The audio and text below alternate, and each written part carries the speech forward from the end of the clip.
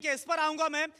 ये बताइए, आज एक और बड़ी बात कही गई, क्योंकि लगातार ममता बनर्जी पर इस बात का जो आरोप लग रहा है और इलेक्शन कमीशन तरफ से नोटिस भी थमा दिया गया, जवाब भी देने ममता बनर्जी को, जो मुसलमानों की वोट की अपील की गई, इस पर आज अमित शाह की तरफ से यह बोला गया कि जिस तरह से मुसलमानों के वोट की अपील की जा रही है, दिखा रहा है कि कैसे मुसलमानों का वोट भी जा रहा है और उनको भी सोचना चाहिए जिनको लेकर, क्योंकि यहां पर जिक्र मुसलमानों का हो रहा है और जो दूसरे लोग हैं, क्या उनको वोट देना चाहिए या फिर नहीं देना चाहिए, उनके वोट की जरूरत ममता को है या नहीं, यह बात आज अमित शाह की तरफ से कही गई। हमको हर नागरिक के वोट की अपेक्षा है।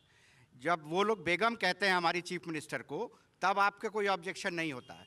हम लोग चाहते हैं कि मुसलमान भी हमको वोट दें, हिंदू भी हमको वोट दें। हिंदू मेजोरिटी है यहाँ, हम कैसे हिंदू को इग्नोर कर सकते हैं।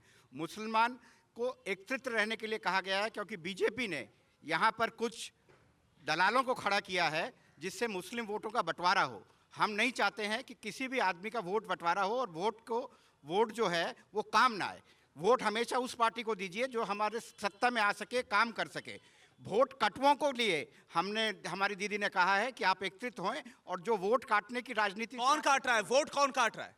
कई मौलाना खड़े हुए हैं वोट काटने के लिए बीजेपी के पैसे से, उन्हीं के लिए कहा गया। किसका आप जिक्र कर रहे हैं? क्योंकि ममता तो बहुत नाम ले रही है, आप किनका जिक्र कर रहे हैं? हम भी उन्हीं का नाम ले रहे हैं जो मौलाना वोट। अरे नाम आप, ममता बनर्जी तो बकायदा नाम ले रही हैं। आप बताइए ना, खुलकर बोलिए। तो मालूम है, आपको तो मालूम है, अब्बासी साहब खड़े हुए हैं और कौन एक साहब खड़े हुए हैं, अब्बास साहब खड़े हुए हैं। तो ऐसे तो लोगों को क्या जरूरत थी? इतने दिन वो कहाँ थे जब हमारा स्टेट डेवलपमेंट हो रहा था? ठीक है, जवाब नाजिया जी, वही सवाल बोला गया है और ये बोला गया है कि अगर ओवैसी आ रहे हैं, अब्बास सिद्दीकी आ रहे हैं, तो वोट काटने के लिए आ रहे हैं टीएमसी का, और किसके इशारे पर वो भी बोल रहे हैं। मैं पहले इनके पहले सवाल का जो उन्होंने जवाब दिया था मिनी पाकिस्तान, तो उनको पता होना चाहिए कि 2017 में मटिया ब्रूज में फरहाद हकीम ने, इनके सबसे बड़े नेता जिन पर पूरा तृणमूल कांग्रेस पार्टी चलता है, उन्होंने ही बोला था मटिया ब्रूज में भरी सभा में कि मैं पोर्ट को मिनी पाकिस्तान बनाऊंगा। दूसरी बात कि अभी उनको मुल्लों से प्रॉब्लम है, दीदी को राम के नाम से प्रॉब्लम है, मेरे पास पेपर है, मंदिर तोड़ने के लिए जोड़ा साकू असेंबली में वहां की एमएलए खड़ी हो जाती हैं।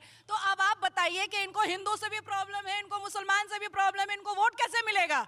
इनको तो वोट देना नहीं चाहिए। हिंदी भाषा भाषी को ये लोग बाहरी का बोलती हैं, अरे बाहरी का कैसे हो सकते हैं? और आपकी अभिषेक बैनर्जी की जो बीवी है, वो तो थाई पासपोर्ट रखी हुई है, थाई सिटीजन है, वो बाहरी नहीं है। भारत के प्रधानमंत्री बाहरी हो जाते हैं। ये लोग खुद में परेशान हो चुके हैं कि करना क्या है।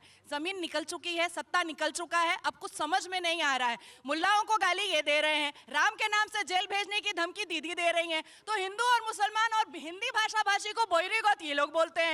तो अब करना क्या है? पता है इनको कि ये हारेंगे बुरी तरीके से। परवाह देश की, सोमवार से शुक्रवार रात 10 बजे TV9 भारतवर्ष पर।